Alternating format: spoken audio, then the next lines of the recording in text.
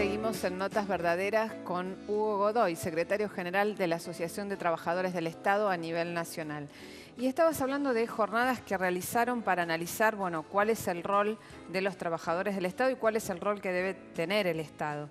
Y entre las cosas que sucedieron en estos primeros meses del gobierno de Cambiemos, que creo que eran, no sé si habían tenido antecedentes tan explícitos desde el retorno a la democracia, ha sido la cuestión de ideológica, ¿no? De si sos sospechoso por pensar de determinada manera que se supone que es distinta a quienes gobiernan. Esto ustedes como trabajadores del Estado, ¿cómo lo vivieron? Porque en las anécdotas que han recorrido las distintas redacciones de trabajadores que han modificado sus perfiles de Facebook, tratando de moderar su forma de pensar para ver si podían seguir. ¿Cómo analizan esto? Sí, es una situación grave porque avanza sobre niveles de la intimidad de las personas muy grave. Pero yo creo que las declaraciones del presidente, en el cual dice que los trabajadores que pelean por preservar su fuente de trabajo, se organizan, se defienden contra la violencia patronal que no paga impuestos, no paga sueldo, hace ventas y transferencias fraudulentas, como lo que está pasando en Radio América y en el Grupo 23. Y en tiempo argentino. En tiempo argentino, concretamente. Y el presidente diciendo que los trabajadores son intrusos. Avanza más que la estigmatización, es la de calificarnos de delincuentes. O sea, avala una conducta empresarial que alentaron desde el gobierno, que es el despido de trabajadores, el vaciamiento de empresas. Y digo vaciamiento de empresas porque además en este segundo semestre vamos a tener otras situaciones graves porque el avance de la recesión va a implicar nuevas situaciones de despido. Entonces lo que el presidente lo que está haciendo de calificar de delincuente a los trabajadores, de intruso, cuando son trabajadores que defienden su fuente de trabajo, hace 7 meses que no cobran. Están haciendo funcionar el diario a pesar de que los empresarios no lo hacen, están cuidando las maquinarias y el presidente los declara intrusos, legaliza, legitima una intrusión de una patota de este empresario que actuó ilegalmente y a los que ilegaliza son los trabajadores. O sea, ¿qué te quiero decir? Que el gobierno avanza en este intento de ilegalizar la lucha de los trabajadores. Yo creo que, y volviendo al principio de la charla, el gobierno fracasó en su intento. Si nosotros, si los despidos en el Estado Nacional fueron nada más que 11.000, nada más, vos me dirás, son muchos. Sin embargo, yo creo que la intención del gobierno era echar muchos más. Claro. Era echar muchos más. En las provincias y en los municipios logramos reincorporar de 25.000 alrededor de 10.000. Si eso lo logramos, no solamente fue por la lucha organizada, lo que fue la marcha del 24 de febrero, las medidas de fuerza, sino porque nos acompañaron varios sectores de la sociedad. El argumento de descalificarnos como ñoqui, como vagos, como militantes de causas cuestionadas, etcétera, etcétera, fracasó. No lograron consenso en la sociedad. Y como creo que no lo va a lograr, y yo creo que frente a esta ola de despidos que se avecina a acrecentarse en el sector privado, por eso es que el gobierno ha comenzado con los despidos de nuevo.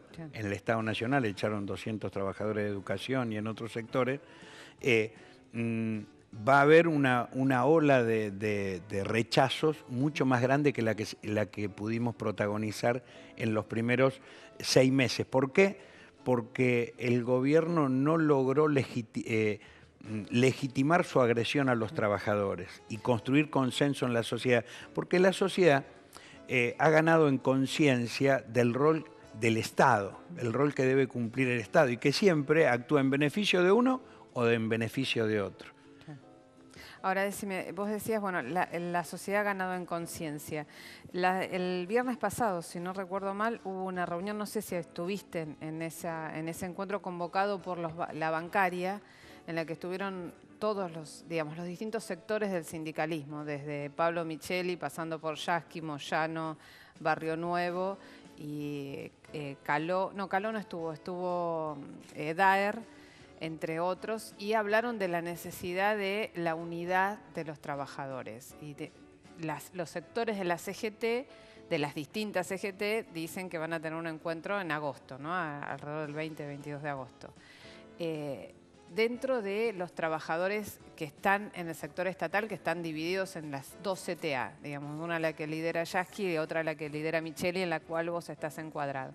¿Hay posibilidades de esa unidad o hay unidad en la reivindicación, en el reclamo, pero no en la organización? ¿Cómo ves, cómo avisorás este panorama frente a lo que se ve como una avanzada de las políticas oficiales, que no, hasta ahora, por lo menos en beneficio de los trabajadores, uno tiene que hacer mucho esfuerzo para ver alguna, ¿no?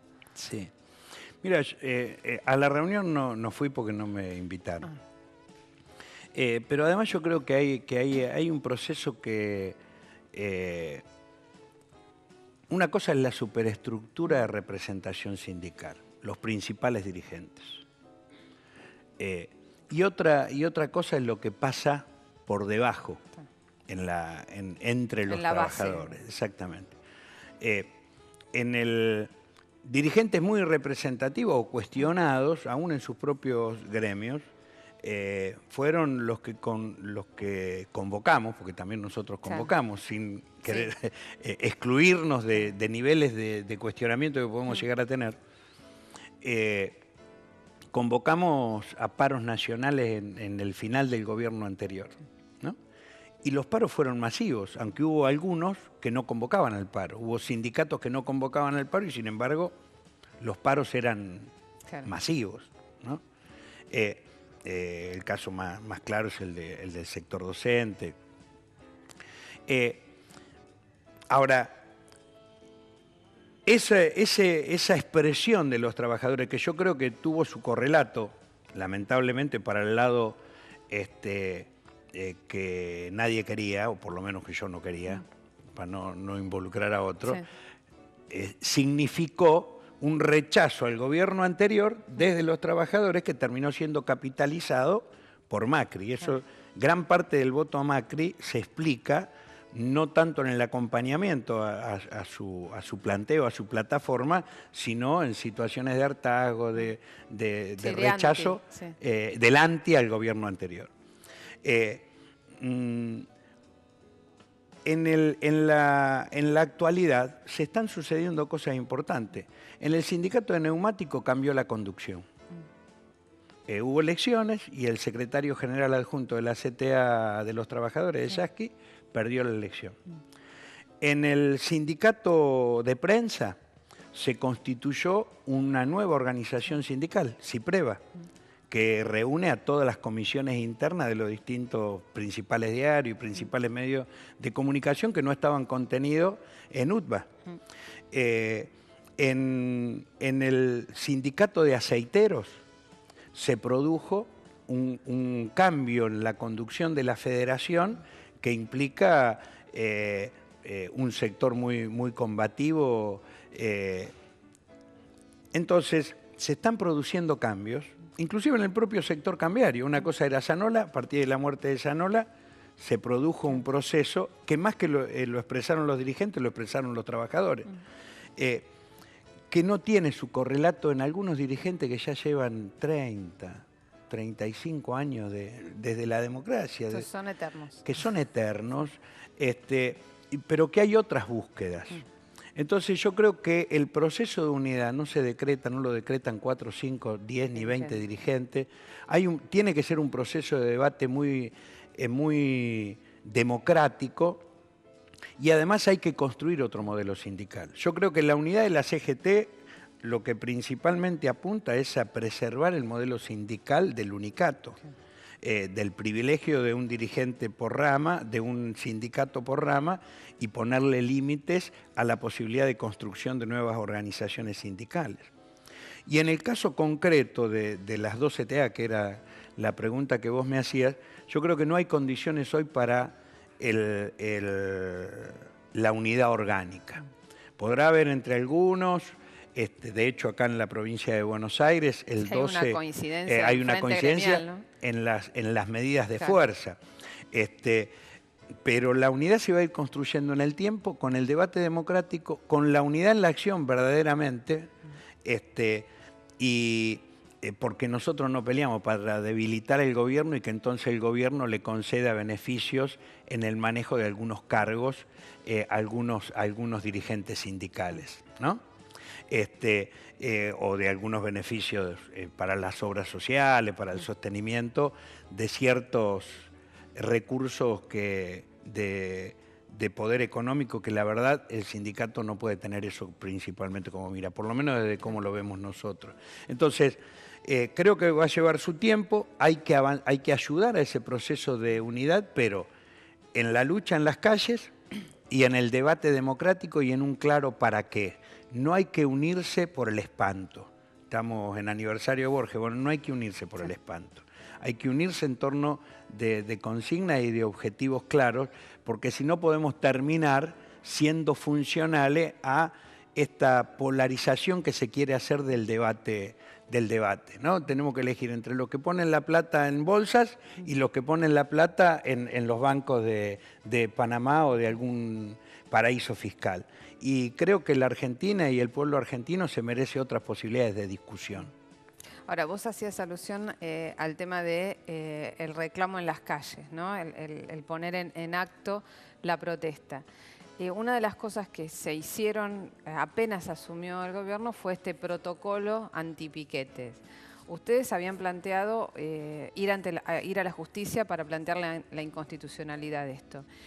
Lo concreto es que en la práctica, la verdad, lo pudieron aplicar, creo que muy poco, de acuerdo al deseo que ellos tenían, ¿no? Desde el Ministerio de Seguridad, por lo menos de las declaraciones de la ministra de Seguridad. ¿En qué quedó este protocolo antipiquete en la realidad y qué pasó con el planteo que ustedes hicieron ante la justicia? Yo creo que este mecanismo, como años anteriores, la ley antiterrorista, son mecanismos que son muy difíciles de aplicar cuando existe altos niveles de conciencia y de protagonismo en la sociedad. ¿Por qué no lo pudieron aplicar? Porque las movilizaciones no eran de 10, de 20, de 50. Si eran de 10, de 20, de 50, te venían 200 policías y te llevaban de las pestañas. No te daban tiempo a acomodarte, a aprender nada, a hacer nada. Pero todas las movilizaciones que hubo fueron muy masivas, muy colectivas. En Tierra del Fuego hubo un campamento en las calles durante 3 meses. Recién esta semana que pasó, se logró un acuerdo en Santa Cruz después de 4 meses de conflicto. Acá ha habido, el gobierno de Vidal perdió ante la justicia, fue declarado ilegal el acuerdo paritario que quiso imponer, queriendo mostrar una mayoría cuando no la tenía. Hubo movilizaciones de más de 50.000 personas en las calles de la ciudad de La Plata. Ni hablar de los que se protagonizaron en Buenos Aires el 24 de febrero y a partir de ahí las universidades, las convocadas por las distintas centrales sindicales. O sea, yo creo que puede ser paradójico, pero que tiene que ver con este momento que estamos viviendo en la sociedad argentina. Gana el gobierno de Macri, un sector que expresa el mismo pensamiento que Martínez de Oz, pero por primera vez en la historia un sector conservador, un cuadro, un hijo de los grupos económicos, gana por el voto directo, ¿no? De la gente, por el voto democrático, con lo que le da determinado consenso en la sociedad. Ahora, por el otro lado hay un crecimiento de la conciencia de que hay determinadas cosas que acá en la Argentina no vamos a permitir más. O sea, en esta doble situación, que creo que es lo que se viene expresando en estos primeros 7 meses de gobierno con mucha claridad, se está debatiendo la perspectiva de la Argentina. Pero con una sociedad que es muy, yo veo, entiendo, que es muy protagonista. Y ese es un dato muy positivo, me parece. Bueno, vamos a seguir hablando sobre esto y sobre las condiciones objetivas de lo que son los niveles salariales, la posibilidad de reapertura de paritarias, de reincorporaciones en el sector público, en el último bloque de Notas Verdaderas con Hugo Cachorro Godoy, secretario general de la Asociación de Trabajadores del Estado a nivel nacional.